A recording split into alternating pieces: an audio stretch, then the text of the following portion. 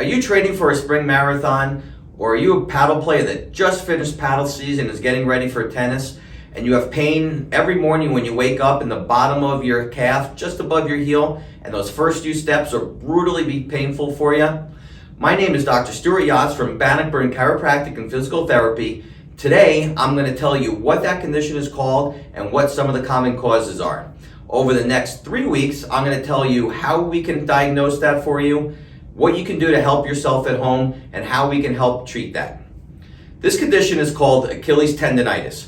Commonly, there's two types of Achilles tendonitis. One is insertional, that's when it's right at the base of your Achilles, and two, non-insertional, that's when it's a little bit higher up. Some of the common causes of Achilles tendonitis are: one is age. It happens to all of us. Once we start turning the age 40, we start to lose blood supply to some key tendons in our bodies. Our Achilles tendon being one of the more common. Some other common ones are the elbow, and that's why we develop tennis elbow, and the rotator cuff, and that's why a lot of people over the age of 40 start to tear their rotator cuffs. It's because of a lack of blood supply.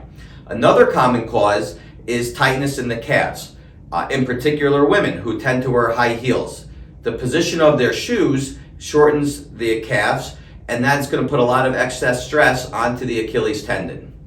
A third common cause is when we get an entrapment of a nerve. There's a nerve called the tibial nerve that runs through one of our calf muscles. The calf is made up of two muscles typically, the gastrocnemius and the soleus. The tibial nerve runs through the soleus muscle, and if there's tension on that nerve, the muscle is going to tighten up to protect that nerve from being stretched.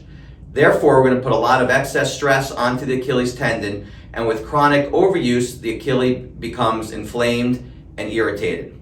What that then leads to is something called Achilles tendinosis. That's when we have long-standing Achilles tendonitis, and the tendon actually starts to get thickened.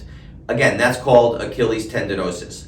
A fourth common reason, probably one of the more common that we see, is improper foot biomechanics.